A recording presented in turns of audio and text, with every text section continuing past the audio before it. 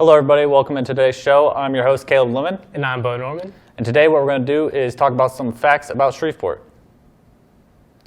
Did you know that the only commercial that Elvis ever did was for Southern Made Donuts?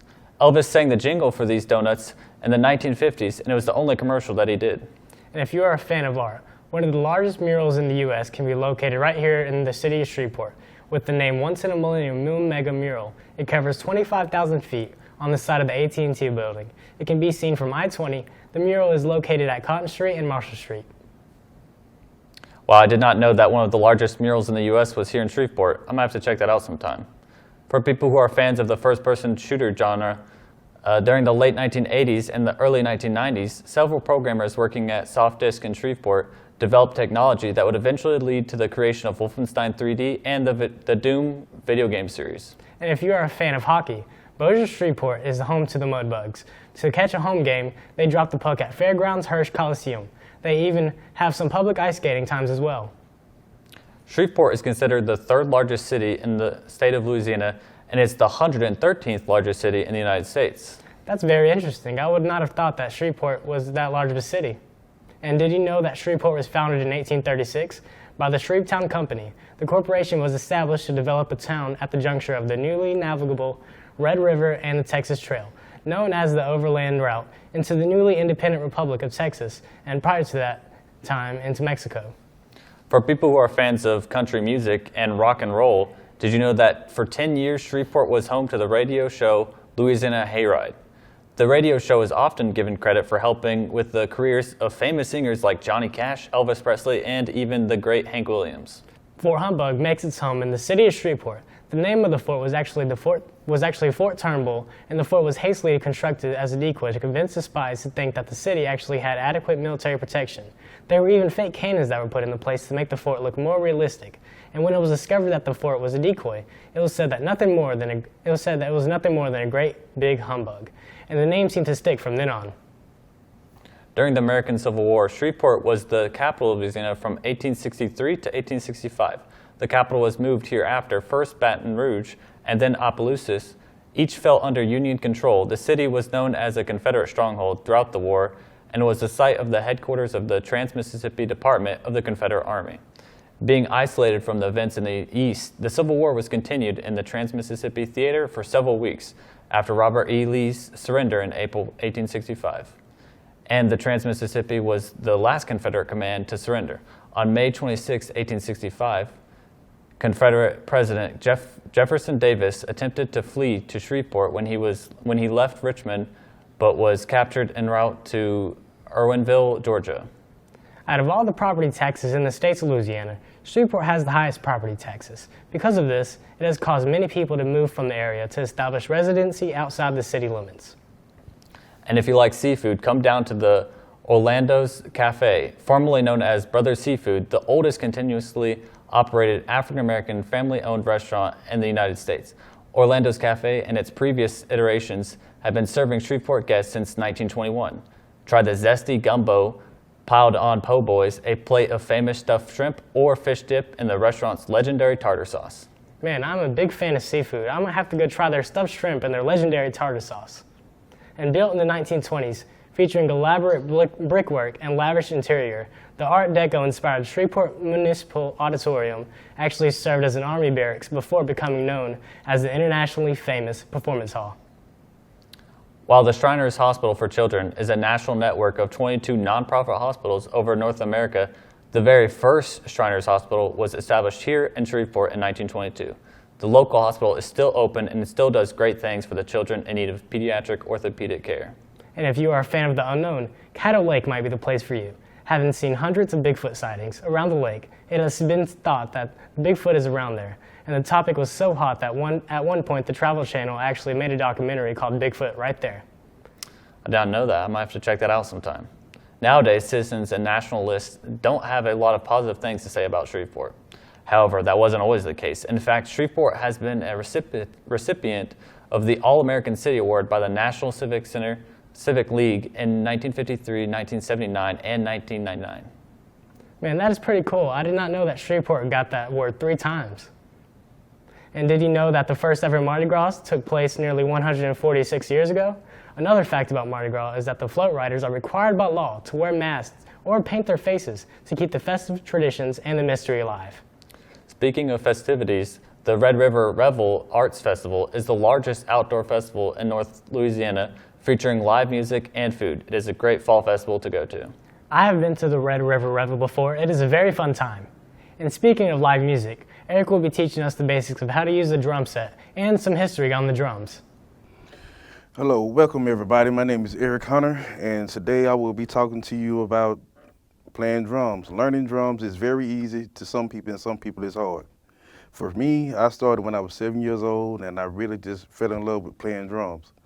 Drums started way back in BC days. It was first used for a ritual culture type thing in Africa. Ended up doing it for praising spiritual things like when people passed away, marriages, and all those stuff. Later on, the drum set got implemented with Europe and America. So just to give you a little history on the drums. When I first started playing the drums, it was kind of easy, and then it started to get hard because you had to have rhythm and timing. Timing is everything. And playing the drums is the heartbeat of the band. So when I first started, I started in church. Now I play in church and I play for live bands. And I also go to BPCC to pursue more musical instruments and programs. So today I will be teaching you the basics of how playing the drums. First of all, these are drumsticks. You need these to beat on the skins, the heads, the drums to make a sound. Next is the hi-hat. This is the hi-hat symbol. So I'm going to tighten it up and get my right width, and I can make it go up and down. You take your right hand if you're right-handed, or your left hand if you're left-handed, to hit this, like this. And this is like 1, 2, 3, and 4. 1, 2, 3, and 4. That is called timing. Next is the snare drum. It's right here. The snare drum is right between your legs. And you hit that with your left hand if you're right-handed, and the opposite if you're left-handed. So when I'm playing the drums, it's like 1 and 2 is your left hand. So it's like 1, 2, 1, 2, 1, 2, 1, 2. For soft songs, we call it a rim shot. Instead of hitting the middle part of the snare drum, you hit the edge of it, and it makes this sound. So when you're playing something soft, it's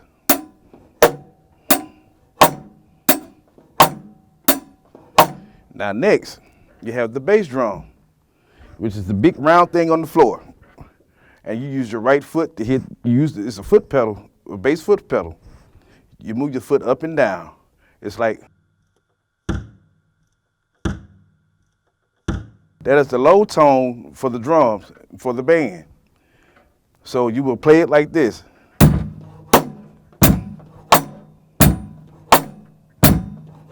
1, 2, 1 and 2, 1 and 2, 1 and 2. Now next is the cymbal. You will hit that, and let's say if you want to do a certain type of roll to give emphasis on the sound. So it would be like 1, 2, 1, 2, like that. And that's the end of my presentation. Thank you very much. Thank you, Eric, for that demonstration. It was very informative, and I might have an idea of what to do next time I see a drum set. And today we talked about interesting facts about Shreveport. Now let's talk about the things Louisiana has given to the world.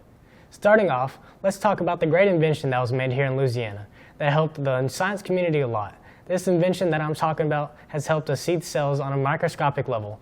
What I'm talking about is the binocular microscope. Coming from Tulane University, John Rydell gets credited for making the binocular microscope in the year 1852, leaving an everlasting footprint on the scientific community forever. If you've just worked out or you just need a drink and you want a smoothie, I think I know where you can get one. Smoothie King, created by Steve Canal in New Orleans, originally called the Smoothie Bar. He started this as his answer to combat the problems of poor nutrition, health conditions, and food allergies. He created a smoothie bar that has spread like a wildfire across America. And if you ever go to a Smoothie King, say thanks to Louisiana. Man, I would not have thought that Smoothie King was created first in New Orleans. And when you think of a card game, what comes to mind? Texas Hold'em? Blackjack? Poker maybe? If you did not know, poker was developed and spread around Louisiana during the 1800s. And the way that it got spread around was by Mississippi riverboats, and now pretty much is the world's most popular game on earth. And all with the help of Louisiana. And if you're really into war history, you might know that one of the reasons why America won World War II is because of Louisiana. More specifically, the invention of the Higgins boat. The boat was invented in New Orleans by Andrew Higgins that won the war. Dwight Eisenhower is quoted as saying, "Andrew Higgins is the man who won the war for us." This is one of the reasons that the World War II History Museum is located in New Orleans. When you want to grab a bite of some chicken, you might have a couple of restaurants that come to your mind. The place that comes to my mind is Raising Cane's, created by Todd Graves. He has opened the very first Raising Cane's specializing in chicken fingers, fries, and toast in Baton Rouge at the intersection of Highland Road and State Street in 1996. The second restaurant was opened later in Lafayette. Today you can now find these great chicken fingers in 22 other states. When you go to the fair, you might have a list of food that you like to eat. One of my favorite sweets at the fair is cotton candy. Created by a dentist named William Morrison with the help of a confectioner by the name of John C., this duo created a machine that spun heated sugar through a screen, creating the floss-like texture we all know and love. Originally going by the name of Fairy Floss, cotton candy premiered in 1908 at the World's Fair, selling for the price of only 25 cents. And when you brush your teeth, you might floss after. The person you have to thank for this is a dentist by the name of Levi Spear Parmalee for helping us keep our gums nice and clean. Floss was created in 1815, and for some reason, New Orleans has a significant history when it comes to dentist inventors. And if you like classical music, you might be a fan of opera. In 1859, the first place that held opera in the United States was called French Opera House and was located in the French Quarter on Bourbon Street and Toulouse until sadly it was destroyed by a fire in 1919. Man, I did not know that the first opera house was burned down. That sucks. I would really love to visit it. And created in 1843 was the multiple effect evaporator. This invention was created to make the sugar refining process more efficient, but now is widely used when water needs to be evaporated, such as water desalination. This invention was made by a Louisiana native, Norbert Rillieux. Speaking of making stuff, Jamisha Jenkins will be showing us how to make some slime. Hi guys, are you looking for a very fun indoor-outdoor activity to do with you and your kids? Well, I find slime very interesting. In order to make slime, you will need glue, activator, a bowl, and a spoon. First, you will need your glue. So now, just open it and pour it in a bowl. Any amount you want. This is how much I want. And now I'm going to get the activator and just pour as much as you think you need.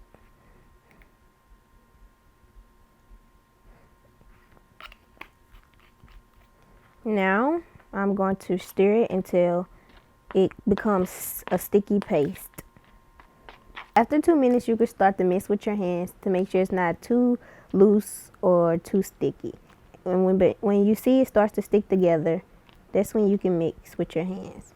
But if it's still sticky like this, just add a little more activator until it becomes.